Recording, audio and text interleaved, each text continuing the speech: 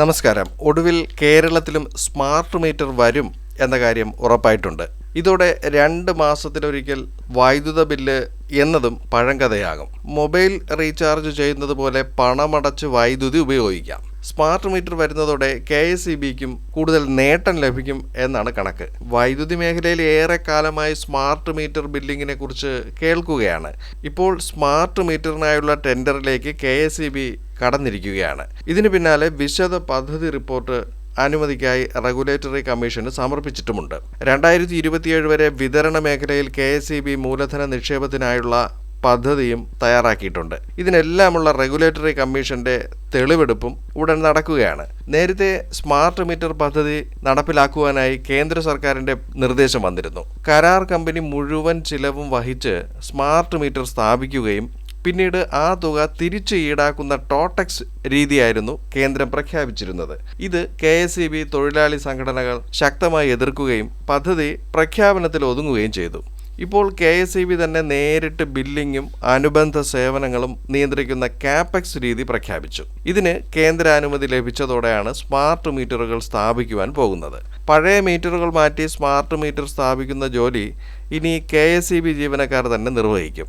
ആദ്യ ഘട്ടത്തിൽ സിസ്റ്റം മീറ്ററുകൾ, സർക്കാർ സ്ഥാപനങ്ങളുടെ മീറ്ററുകൾ, HT ഉപഭോക്താക്കളുടെ മീറ്ററുകൾ തുടങ്ങിയ 3 ലക്ഷം മീറ്ററുകളായിരിക്കും മാറ്റുക. 2-3 ഘട്ടങ്ങളിൽ 17 ലക്ഷം ഉപഭോക്താക്കൾക്ക് സ്മാർട്ട് മീറ്റർ സ്ഥാപിക്കും. അടുത്ത വർഷം ഡിസംബറിലാണ് 2ാം ഘട്ടം ആരംഭിക്കുന്നത്.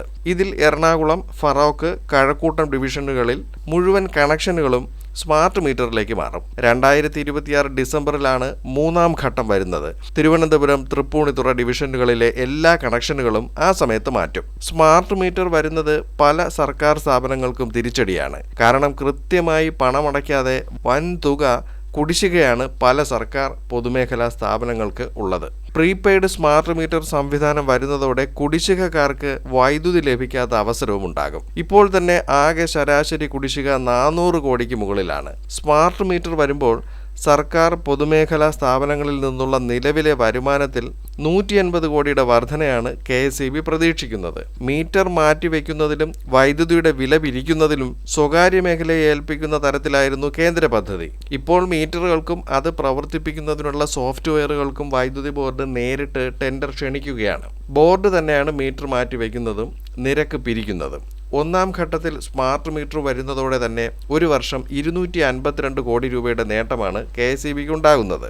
ഇപ്പോൾ വൈദ്യുതി വിതരണത്തിൽ 7.55% വിതരണ നഷ്ടമുണ്ടാകുന്നത്. ഇതിൽ 0.5% കുറയ്ക്കുവാൻ കഴിഞ്ഞാൽ തന്നെ 152 കോടിയുടെ നേട്ടമുണ്ടാകും എന്നാണ് കണക്ക്. മീറ്ററിന്റെ വില, head end system, data management communication system, cloud storage charge, software testing, cyber security ചാർജുകൾ, ഓപ്പറേറ്റർ മെയിൻ്റനൻസ് ചാർജ് തുടങ്ങിയവയാണ് പദ്ധതിയിൽ വരുന്ന ചിലവുകൾ. ഇതെല്ലാം 93 പ്രതിമാസ തവണകളായി ഉപഭോക്താക്കളിൽ നിന്നും ഈടാക്കുക എന്നതായിരുന്നു കേന്ദ്ര ടോട്ടക്സ് മാതൃകയിലെ രീതി. പുതിയ സംവിധാനം നടപ്പിലാക്കുമ്പോൾ ഉപഭോക്താക്കൾക്ക് അധിക ഭാരം ഉണ്ടാകില്ല എന്ന് KSEB പറയുന്നുണ്ട്. ആദ്യഘട്ട ചിലവായി 277 കോടിയാണ് കണക്കാക്കുന്നത്. ഇതിനോടൊപ്പം KSEBയുടെ സേവനങ്ങളെല്ലാം ഓൺലൈനിലേക്ക് മാറുകയാണ്. പുതിയ കണക്ഷൻ അടക്കമുള്ള എല്ലാ അപേക്ഷകളും ഡിസംബർ 1 മുതൽ ഓൺലൈനിലാകും. സെക്ഷൻ ഓഫീസുകളിൽ നേരിട്ട് അപേക്ഷ സ്വീകരിക്കില്ല.